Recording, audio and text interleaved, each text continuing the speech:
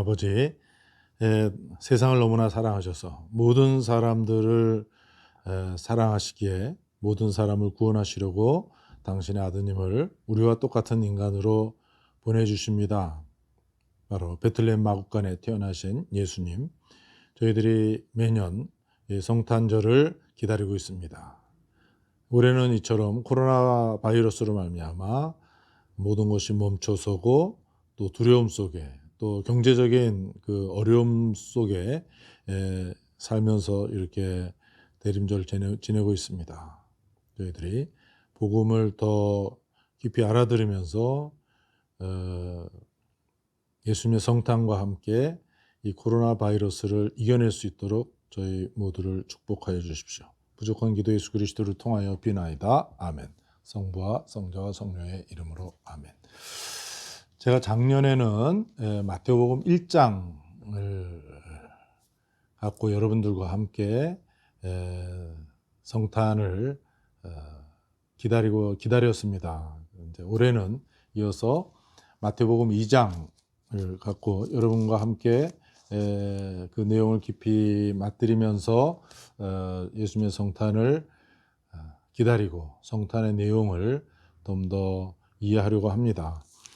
잘 아시다시피 마태복음은 예수님의 족보로 시작합니다. 우리가 작년에 좀 더 자세히 살펴보았듯이 아브라함의 후손의 그 족보에 보면은 근친상간도 있고 또 예수님의 할머니 중에는 창녀도 있고 또 다윗과 그 바세바 사이에 또 그 불륜, 비겁함, 또 인간에 대한 배신, 또 폭력, 계략 속에서 솔로몬이 태어나기도 하고요.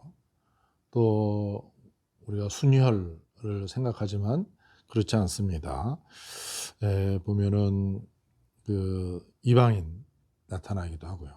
이제 그런 가운데 예수님의 탄생은 새로운 인류를 말하는 것이다. 새 인간의 탄생을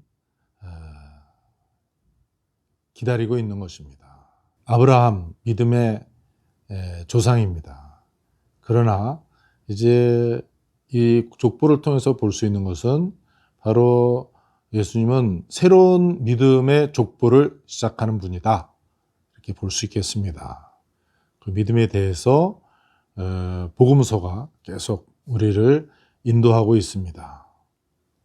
그래서 또 나중에 보면은 바오로 사도는 또 이 믿음에 대해서, 신앙에 대해서 굉장히 강조하신 분이시죠. 루카복음에서는 예수님의 탄생 때 성모 마리아에 대해서 자세히 기록을 하고 있는데 마태복음에서는 요셉, 예수님의 아버지 요셉에 대해서 이제 초점을 맞추고 있습니다. 자기 약혼녀가 그러니까 손도 잡아보지 않은 그 약혼녀 마리아가 아이를 갖게 되었다는 그런 소식을 전해 들었을 때 얼마나 분노했겠습니까? 얼마나 실망했겠습니까? 그러나 아주 온유한 성격을 지닌 요셉 성인은 이제 이 여인을 망신 주지 않고 또 잘못하면은 이제 돌에 맞아 죽을 위험에 처해 있는데 그 사랑하던 그 여인이 안전하게 살아가기를 바라면서 조용히 파혼하기로 마음 먹죠. 그런 가운데 천사가 나타나서 이는 성령으로 말미암은 하나님의 아들이시다라는 것을 알려줍니다. 임마누엘, 하나님께서 우리를 찾아오셔서 이 탄생과 함께 약혼녀 마리아의 몸을 통해서 태어나는 이 아들과 함께 인간에게 이제 새로운 역사가 시작된다 라는 사실을 알리죠. 하나님의 계획 속에 있다는 것, 하나님의 일이 이렇게 이루어지고 있다는 것을 알려주고 있습니다. 그랬을 때 이제 요셉 성인은 물론 인간적으로 그 시간에 많이 번민하고 힘들어 했겠죠. 그러나 그러한 시간을 거치면서 이 하느님께서 알려주시는 그 계시에 대해서 여러분이 전적으로 믿습니다. 그리고 그분께 하느님께 순종하는 모습을 분명히 보여줍니다. 그렇게 하면서 이제 임마누엘 하느님께서 우리와 함께 계시다 하는 것이 하나의 사실로 팩트로 이루어지고 있는 것을 볼 수 있습니다. 하느님을 떠난 인간의 비참함, 이제 하느님께서 인간을 찾아와서 그래서 하느님께서 인간과 함께 사십니다. 바로 인간은 하느님과 함께 삶으로써 이제 참된 구원을 얻게 된 것이죠. 자, 그렇게 하면서 이제 예수님이 태어나셨죠. 베들레헴 마구간에 태어나셨습니다. 마태복음 2장 1절에 보면은 예수님께서는 헤로데 임금 때 유다 베들레헴에서 태어나셨다. 그러니까 마구간이라는 것을 알고 있습니다. 그런데 여기에 제일 먼저 초대된 사람들은 그러자 동방에서 박사들이 예루살렘에 왔다고 했습니다. 마태복음은 그리스도교로 개종한 유대인들 위해서 기록되었습니다. 그런데 그 유대인들에게 이 탄생하신 그리스도에게로 초대를 제일 먼저 받은 사람들은 바로 유대인들이 아니라 동방에 사는 사람들이다. 이방인들이라고 하는 사실입니다. 아주 놀라운 사실이죠. 이 소식을, 이 복음서를 읽으면서, 들으면서 그 유대인들, 그 그리스도교로 개종한 유대인들의 생각은 어땠을까요? 하여튼 이제 이방인들이 초대받음으로써 바로 하느님께서 모든 사람들을 구원하고 계시다는 사실을 분명하게 드러내셨습니다. 그러니까 1장에 나오던 그 예수님의 족보의 안에도 숨겨져 있던 사실이죠.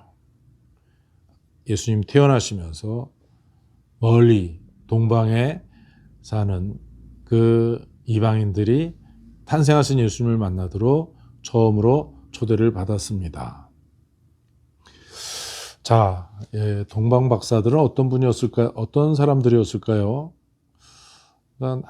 아주 가난한 사람들은 아니었습니다. 보물 상자를 갖고 있었던 사람들이에요. 거기에 황금, 유향, 모략, 그 당시 아주 값진 것들이었습니다. 그러니까 그것들을 갖고 여행할 수 있었던 사람들, 또 멀리서 왔으니까 그 여행 중에 식사도 해야 되고 또 잠자리도 얻어야 되고 다 좀 비용이 드는 여행이었는데 그 비용을 감당할 수 있었던 사람들입니다. 그리고 또 뭐 요즘처럼 뭐 비행기를 타고 다니거나 기차를 타고 다니거나 뭐 자동차를 타고 다닐 수 없었던 사람들인데 그러한 여행을 감당할 수 있을 정도로 체력을 갖고 있었던 사람들이 아닌가. 우리 시대에도 얼마나 우리가 건강에 대해서 관심을 많이 갖고 있습니까? 이분들은 건강한 사람들이었다고 생각합니다. 그러니까 이제 이분들이 멀리서 이렇게 오는데 보면은 별빛을 따라서 오던 사람들입니다. 그러니까 이 별빛은 밤의 모습을 드러내죠. 밤길을 지금처럼 이렇게 밤에도 환하게 불을 밝혀놓고 사는 세상이 전혀 아닌 그 깜깜함 속에서 별빛만을 따라서 이동해야 되니 얼마나 그분들의 그 여행이 힘들었겠습니까? 땅떨어지로 가는지 길거리에 돌뿌리에 걸리는지 길 위에 뱀이 있는지 정갈이 있는지 그 두려움 떨칠 수 없었을 건데요. 그렇게 고된 여행을 마다하지 않고 이분들은 바로 동방에서 바라본 그 별을 따라서 특별한 분의 탄생을 만나러 가는 길입니다. 그런데 보면은 그 별빛을 따라서 갔다는 것은 밤중에만 이동했다는 얘기 아니겠습니까? 밤중에만 그 별빛을 알아볼 수가 있었습니다. 그러니까 여기서 오늘 우리 자신으로 돌아와도 되지 않냐. 살아가면서 우리는 인생의 어두운 밤을 많이 겪지요. 깜깜함, 경제적으로 어려움일 수도 있고 가정사에 깜깜한 어두움을 찾아오기도 하죠. 또 사회적으로 어두움을 겪기도 합니다. 요즘에는 이제 코로나 바이러스 백신을 이제 맞기 시작했는데 사람들이 영국에서 90세 할머니. 그러나 이 코로나 바이러스와 함께 아직도 많은 사람들이 죽어가고 있고 병들어서 고통받고 있고 또 무엇보다도 경제적으로 굉장히 어렵습니다. 이런 가운데 뭐 심리적으로 굉장히 어려움을 겪을 수도 있고요. 많은 사람들이. 그러나 그 어두움 속에 하늘로부터 빛이 비친다. 그 빛을 발견해야 된다. 동방 박사들에게 내리시던 그 하늘에서 오는 그 별빛은 오늘 인생의 여정에서 어두움 속을 걷고 있는 우리들에게 분명히 그 별빛을 하느님께서는 우리에게 비춰주십니다. 우리가 성탄을 기다리면서 또 이 성경을 읽으면서 바로 우리는 인생의 참된 빛을 밝혀주는 하늘로부터 비춰지는 그 별빛을 우리가 발견할 수 있어야 되겠습니다. 하여튼 이 동방박사들은 이제 마침내 예루살렘에 왔습니다. 그러니까 그들의 기쁨 얼마나 힘들었겠습니까? 그런데 이제 사람들이 모여 사는 또 그래도 그 지역에 그 당시에 이름이 알려져 있었을 예루살렘을 보면서 예루살렘에 들어가면서 아주 크게 기뻐했습니다. 그리고 그 갓난 아기를 찾는 그러한 설렘, 흥분. 그런데 찾지 못했습니다. 하루가 지나고. 그래서 뭔가 우리가 놓쳤나? 또 찾고 구석구석을 다 뒤졌습니다. 찾지 못했습니다. 그랬을 때 그 동방박사들이 느꼈을 그 허탈함, 절망감, 실망감 얼마나 컸겠습니까? 그동안의 여행에서 피곤해도 그 아기를 만나겠다는 기대, 희망 속에 그것을 다 이겨냈는데 막상 예루살렘에 들어와서 태어난 아기를 만나지 못했을 때 그들이 겪을 그 고통은 우리가 조금이라도 짐작할 수 있겠습니다. 이제 모든 수단 방법을 다 가리지 않고 찾으려고 했던 아기는 만나지 못했습니다. 이제 예루살렘을 떠날 때가 되었습니다. 그래서 예루살렘을 떠나서 너무 피곤한 가운데 머리가 뒤로 젖혀졌을까요? 목이 뒤로. 그리고 우연히 바로 고향에서부터 그들을 인도하던 밤하늘의 별빛을 다시 보게 된 것입니다. 얼마나 기뻤을까요? 그리고 그들을 인도하던 별빛은 베들레헴, 그것도 초라하고 보잘것없는 마구간 위에 멈춰 섰습니다. 이분들이 예루살렘에서 그 선입견 속에 더 이상 하늘의 별빛을 바라보지 않고 자기들이 아는 지식을 갖고 예루살렘에 들어갔을 때 아기 예수님 탄생하신 그리스도를 만나지 못했습니다. 그러나 다시 모든 것을 포기하는 그 순간에 별빛을 밤하늘에 발견하고 오로지 끝까지 별빛의 인도를 따라갔을 때 베들레헴 마구간을 비추는 그곳에서 그 동방 박사들은 이제 막 태어난 아기 예수님을 만났습니다. 그들의 기쁨, 이루 말할 수 없었죠. 그러니까 끝까지 하느님의 주도권을 인정해야 된다는 것. 끝까지 그래서 하느님 앞에서 겸손한 사람이 되어야 된다. 마구간에 들어갔어. 그 고개를 숙이면서 들어갈 수밖에 없었고, 또 아기 앞에서 동방 박사들은 땅에 엎드렸다고 했습니다. 땅에 엎드려서 경배하였다고. 철저하게 자신을 낮추는, 자신을 비우는 그러한 자세를 가지면서 이 동방 박사들은 예수님을 만난 것입니다.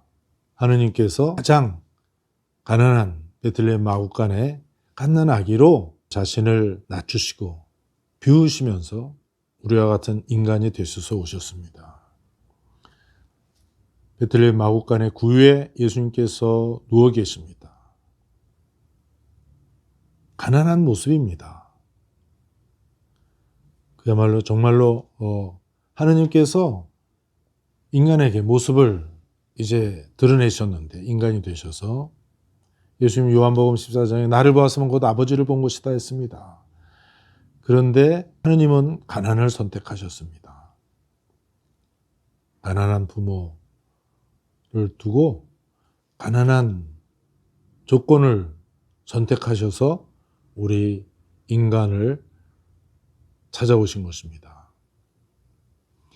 그러나 그러한 것들보다 더 중요한 사실은 이 동방 박사들은 아기 예수님을 만난 평생 동안 누리지 못했던 그 깊은 하느님으로부터 오는 기쁨을 누렸습니다. 인간이 되신 하느님, 우여곡절 끝에 이제 베들레헴 마구간에 구유에 누워 계시는 아기 예수님, 바로 여기서 인간이 되신 하느님을 동방 박사들은 만난 것이고, 그래서 하느님으로부터 오는 이 세상의 어떤 것과도 비교할 수 없는 큰 기쁨을 누렸습니다.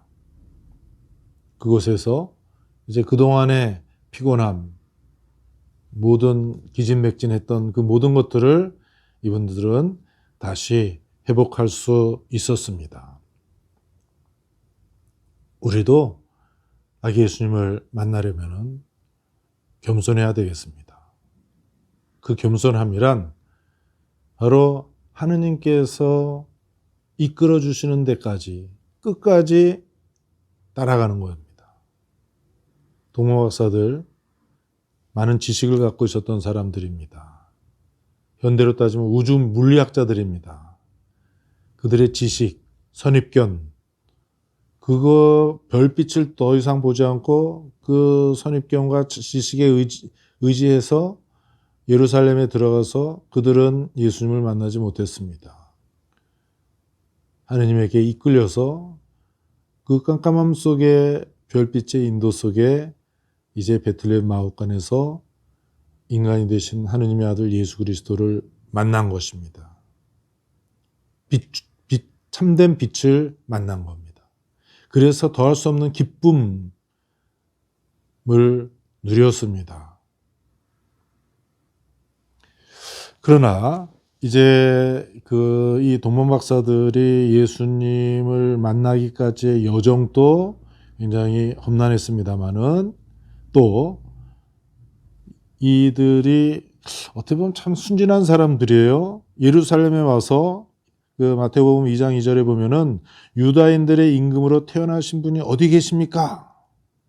우리는 멀리 동방에서 그분의 별을 보고 그분께 경배하러 왔습니다. 그러니까 헤로데는 로마 제국의 이제 이 황제를 위해서 있는 헤로데는 얼마나 놀랬겠습니까? 이제 독립운동할 사람이 나타난 거 아니냐.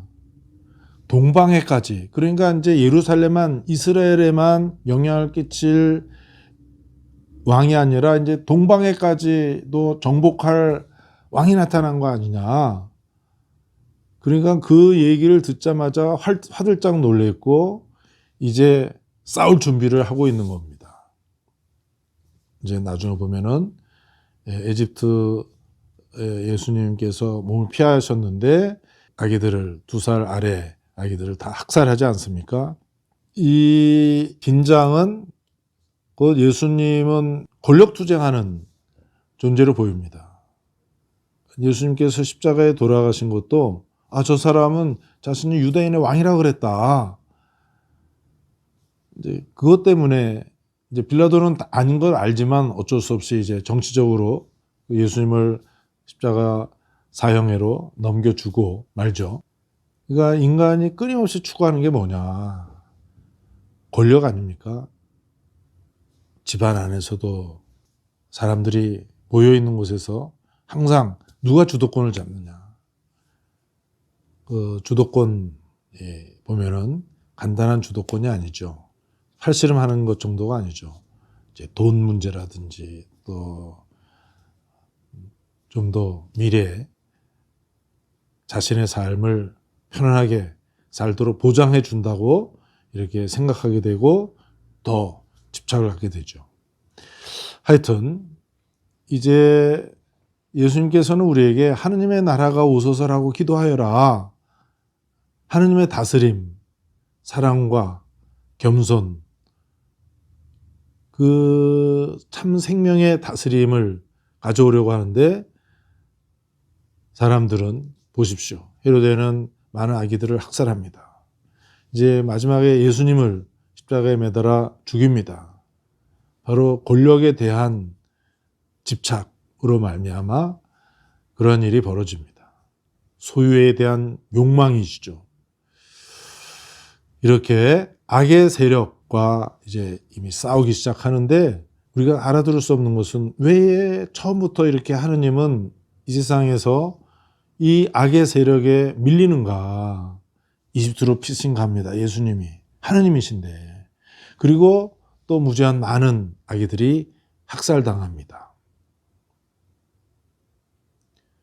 우리가 그리스도를 믿고 교회에 나와서 교회가 전해준 그 하느님, 예수 그리스도의 하느님을 믿고 하느님 말씀을 듣고 성사를 통해서 주님을 만나고 이제 이렇게 살아가지만 그것은 우리가 이 세상에서 맞닥뜨리게 되는 악의 위협 앞에서 우리가 우리 몸을 숨기라는 것이 결코 아니겠습니다.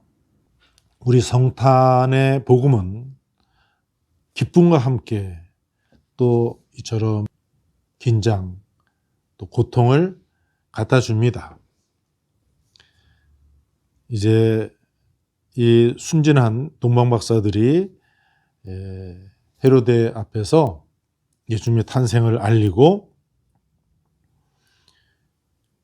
베들레헴이라는 사실까지 다 알려줍니다. 이용당하죠. 이제 여기 헤로데는 여기서 자꾸 거짓말하는 것을 우리가 엿볼 수 있습니다.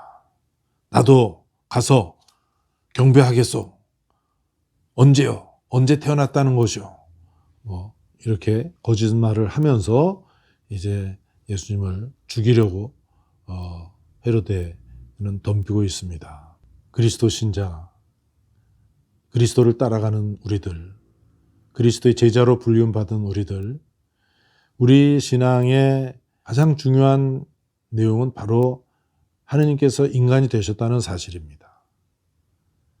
그러나 아직은 우리의 스승이신 예수께서 이렇게 처음부터 고통당하고 또 그 폭력의 위협에서 자신을 숨기기 위해서, 피하기 위해서 도망가다시피 여기서 합니다. 물론 이제 십자가에서 절정을 이루지만 이렇게 성탄을 맞이하지만 특별히 올해는 지금 코로나 바이러스와 싸우면서 무력한 모습을 우리가 보여주고 있지만 이러한 사실 앞에서 우리가 눈을 감는 것이 결코 아니다. 외면하는 것이 결코 아니다. 여기서 숨는 것이 결코 아닙니다. 이 안에 하느님의 손길이 담겨 있다. 하느님은 우리와 같은 인간이 되셔서 이 똑같은 운명 안에서, 이 상황 안에서, 이 조건 안에서 우리를 구원으로 이끌기 위해서 이분 또 우리와 함께 고통을 겪고 이 고통을 끝내는 이겨내십니다. 자, 예수님 태어나셨는데 그때 요셉 성인이 얼마나 고생이 많았겠습니까? 예수님 출산하실 때 옆에 있으면서 오히려 성모 마리아께서 이 요셉 성인 때문에 더 불안하지 않았을까요? 그리고 이제 요셉 성인은 돈도 별로 없는 사람인데 부인과 이제 막 갓 태어난 특별한 아들 아기 예수님을 모시고 이집트로 먼 길을 떠나야 했습니다. 다치지 않게, 굶지 않게, 추위에 떨지 않게, 병들지 않게 하면서 이집트로 향했습니다. 이집트에서는 말도 다르고 생활 습관도 다르고 문화도 다른 이 요셉 성인의 일행을 모든 걸 준비해 놓고 어서 오십시오라고 기다리고 있었겠습니까? 그 생활에 적응하느라고 얼마나 고생이 많았겠습니까? 우리도 예전에 농촌에서 떠나온 사람들입니다. 또 우리도 브라질로, 미국으로 이민 가고 사우디로 일하러 갔습니다. 돈을 벌기 위해서. 우리가 이미 그러한 아픈 경험을 갖고 있는 사람들입니다. 예수님께서 얼마나 힘드셨을까?